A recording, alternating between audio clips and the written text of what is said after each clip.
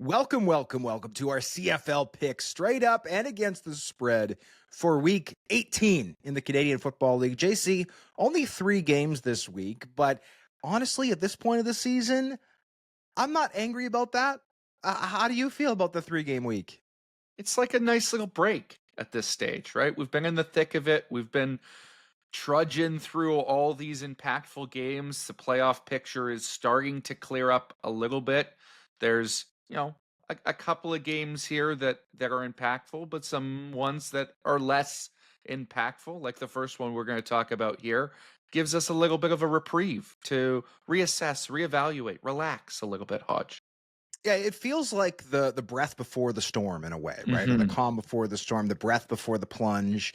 It feels like an opportunity because there's not a lot of hot playoff races right now in the CFL, right? We've got a couple of teams that are basically out, a third one that's probably out, and then we've got a team at the very top we're going to talk about in a moment that's not guaranteed first place. Like nothing has been locked up in the CFL yet, but we kind of know where things are heading. So if this was not the case, if there were a ton of hot playoff races, those types of things, I'd be jacked for week 18. But right now, it feels like, there are some hot races going on, but like they're not gonna be set for another few weeks. So to me, this feels like we're kind of getting the board set, and the last couple weeks of the season are gonna be chaos. And of course, the playoffs are gonna be great as they always are. You went 2-2 last week against the spread. I went 2-2 last week against the spread. We did not have a show because I was traveling, but our picks are always on 3downnation.com. They release the morning of the first game of the week. So our picks, most of the season, are out Friday. And then come playoff time, we'll actually probably keep doing them Friday for the Saturday playoff games. For Grey Cup Sunday, they'll probably be out the Saturday if you want to trail anything. And before we get into our picks, please sign up for the 3 Down Nation newsletter. You want all the latest inside news, analysis, insight to your inbox. Boom, it's right there. We're going to be adding some nice bells and whistles over the next little bit. So don't forget to subscribe to that. You can do so by visiting the 3 Down Nation homepage and just plunking your email address in. Simple as that. Takes 2 seconds. And you can unsubscribe at any time if you decide that those emails are not for you. But we think they will be because they're great. And who doesn't like waking up to fresh emails about the Canadian Football League and all the news around it? Let's get into game number 1, JC. The Ottawa Redblacks are 3-point home underdogs to the visiting Saskatchewan Roughriders on Friday night at TD Place Stadium, where the green and white will look to clinch a home playoff game with a win. Saskatchewan is coming off back-to-back losses, but is still in prime position to finish first in the West Division thanks to a 10-2 start to the season. And it looks like they're starting to get healthy at the right time, with Kian Schaefer-Baker and Philippe Gagnon getting back into the lineup for the first time in over 3 months. Meanwhile, the Red Blacks can be eliminated from playoff contention with a loss this week and appear to already be in next year territory after trading former All-CFL defensive lineman Lorenzo Malden IV to Calgary earlier this week. JC, can the Roughriders win and cover on the road, or will the Red Blacks give their fans something to cheer about? I'm all on the Riders in this one. And I know trips to the East can be difficult and they are playing on the road, but the Ottawa Redblacks sent up a giant smoke signal this week that they've given up, right? Trading Lorenzo Malden away to the Calgary Stampeders is the signal that even though you're not technically eliminated from playoff contention right now, you know that you're going to be eliminated from playoff contention and you're looking forward. I think there are major changes coming to that organization. I think everybody on the field knows that. They don't know who their head coach is going to be next year. They don't necessarily know who's going to be running the team from the top next year either. And because of that, I don't know that they're going to have the energy or the willpower to withstand a very good Riders team that should be fired up after their first back-to-back losses of the 2025 season and who are getting major pieces back like Kian Schaefer-Baker. The Riders win this by more than a touchdown in my estimation. I've got them all day. I don't think Malden is a huge loss for the Red Blacks. In his own words, he said he was not a good fit for their scheme this season. Only 2 sacks for him at age 33. I think he's hit a little bit of a wall. I'm not saying he can't be a good player in the CFL anymore, but he's certainly no longer a dominant one like he was back in 2022 when he was named the league's most outstanding defensive player. And I'm honestly excited to see some of these changes. They've got Michael Wakefield moving to the outside from the inside to fill that spot. And they've got a guy like Aiden John out of St. Mary's University, former third round pick, who I think has a very high ceiling, a guy who has been developing for the last few years. And I'm excited to see on the field in pass rush situations a little more often. That said, JC, I ultimately agree with you here. The Riders have made a change at kicker this week. Campbell Fair making his first appearance in a regular season CFL game, the Brampton native who played collegiately at the University of Ottawa. We'll have to wait and see what he does. Obviously, he's unproven, but Brett Lother's under 70% for the year, which is just not acceptable, obviously. So the Riders still have some key injuries. Tavon Campbell's out. Their secondary is a little bit of a mess. But I think with how things are getting set on the offensive side of the ball, with the way that Ottawa's defense has struggled as of late, particularly through the air, I am bullish on what this Riders team can do this week. I am taking the Saskatchewan Roughriders to win and cover this relatively short spread. The Riders have stubbed their toe in back-to-back games. I see this as a get-right game for them. And I do think that the Redblacks are going to keep battling for Bob Dice, who I agree with you, JC. At this point, it looks highly unlikely he'll be back for 2026. But, I mean, at the end of the day, this team just isn't good enough, which is why they're one game away from elimination. So I will take the Riders to win and cover this spread.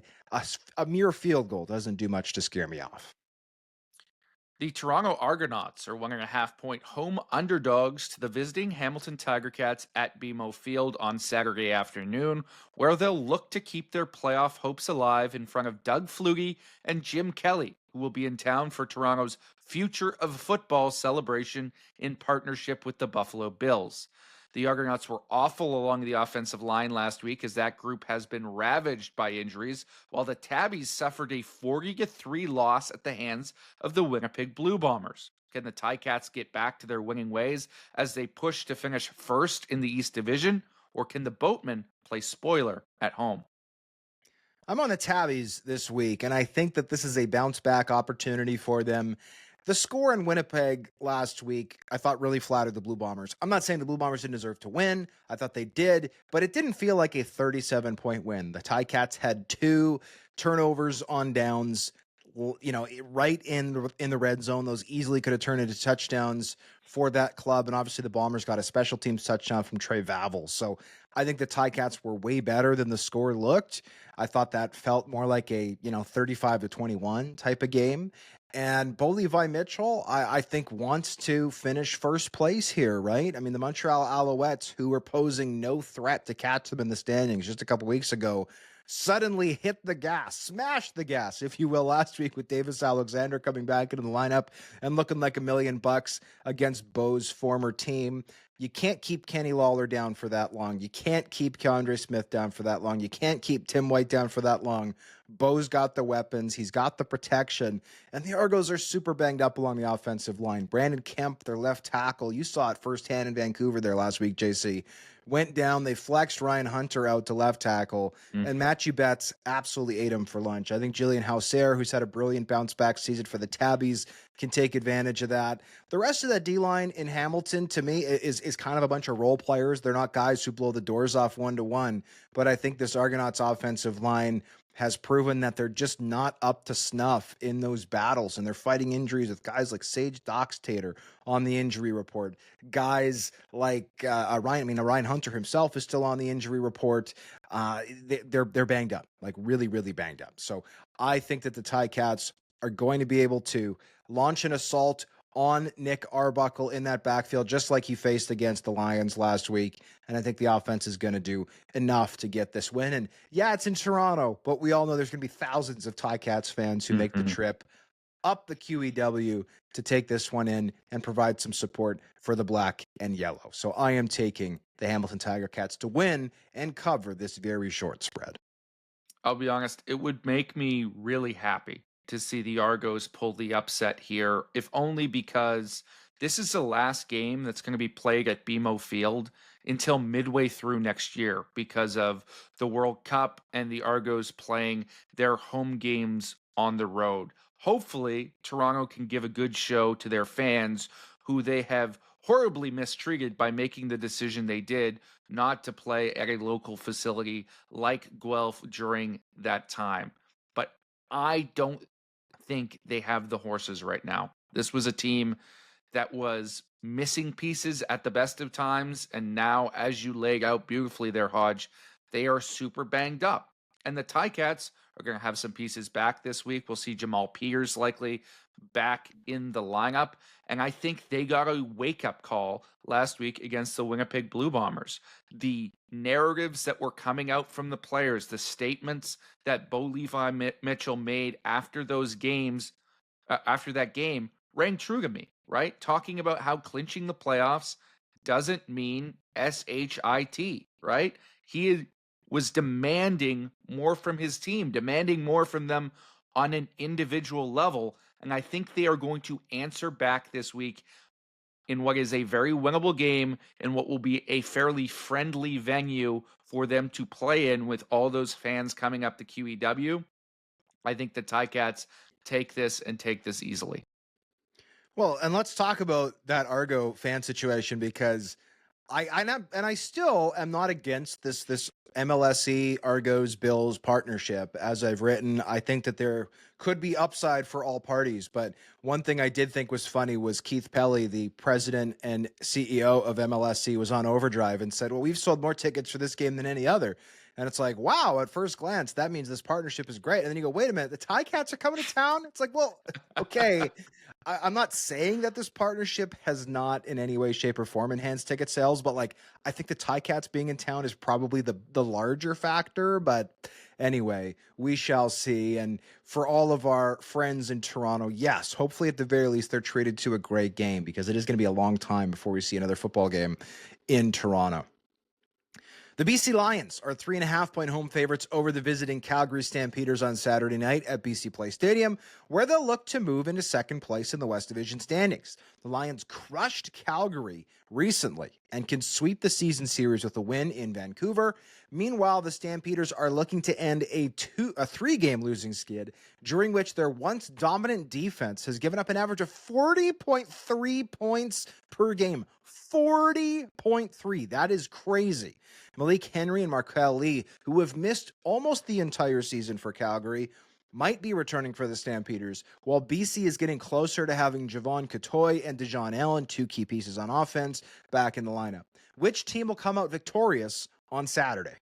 Well, as you mentioned there, Hodge, the Lions recently beat the brakes off the Stampeders.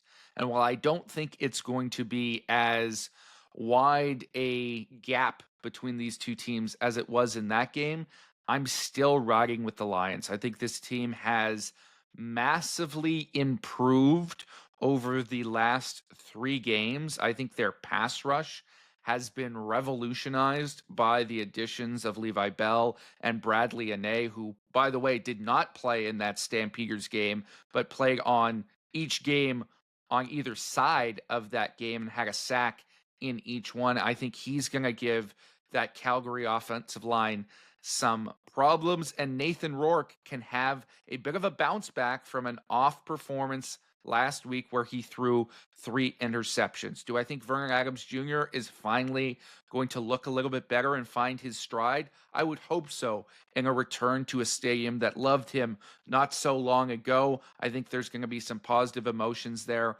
I hope that he has a better performance than he did when they played the Lions 2 weeks ago, but I don't think it's going to be enough. The Lions have found their mojo. I'm going to pick them to win and cover this short spread. Yeah, there's been speculation that Vernon Adams Jr. just can't play once it starts to get cold, and there might be something to that. And obviously, playing indoors in Vancouver could be a huge benefit to him. That said, I think sometimes when a team gets the doors beaten off of them, as we've seen recently with the Calgary Stampeders, they bounce back, right? And they come back and they show something brand new, and they really get off the mat. And sometimes you just break a team and the team is never the same. And I'm sorry, but with these 3 latest losses by the Calgary Stampeders, I've lost all faith in this team. And if this team was a stock, I hope you sold all of it in mid-September for a massive profit. I'm not saying they can't get back, but I have a hard time seeing them at least get back to where they were just 3 weeks ago. This was a team that spent the first 2/3 of the season dominating opposing offenses with Jalen Hutchings and Falarin Rimolade eating up opposing blockers and helping this defense play tremendous football, rushing only 4 players, yet getting a ton of pressure. I do think that the addition of Malden is good. Obviously, again, as stated, I don't think he's the player he once was, but I still think he can be effective. And clearly, this team needed to do something, and I applaud them for making a move before the trade deadline, which is traditionally a non event in the Canadian Football League. That said, I don't think it's enough for this defense to go back to being by far and away the best in the CFL. The numbers, again, are staggering. This team was allowing less than half of the points that they are as of late. Like, it is crazy, the difference. And obviously Nathan Rourke, I mean, the way that he's playing right now, the anger with which he's playing, it's like he thinks that if he wins, these CFL rules are going to go back to the way they were. Like, that's honestly how it feels. And you're welcome to steal that for your Call of JC post game if you want to. He is playing like a man possessed. He forced some things last week, 3 picks against the Argonauts, but it was still good enough to win. I don't think Rourke's going to throw 3 more picks this week. I'm with the BC Lions. The 3.5 points do not scare me. I would personally take the Lions here up to 6, maybe even a touchdown. I'm rolling with BC. This week at home, I think that they temporarily at least move into second place in the West Division. Should be noted, Calgary does have a game in hand. So the Stampeders do still control some of their own destiny when it comes to these things, but they're going to need a win this week if they want to keep the potential of finishing first place in the West Division alive. Though again, after the last 3 weeks, that's hard to envision. For JC Abbott, I'm John Hodge. Those are our picks for Week 18 in the Canadian Football League. Don't forget to rate, like, subscribe, share, all of those good things, and let us know on social media how you did with your picks this week once the games are done. We'll see you on Sunday or Monday alongside Justin Dunk for our next episode of the 3 Down Nation podcast.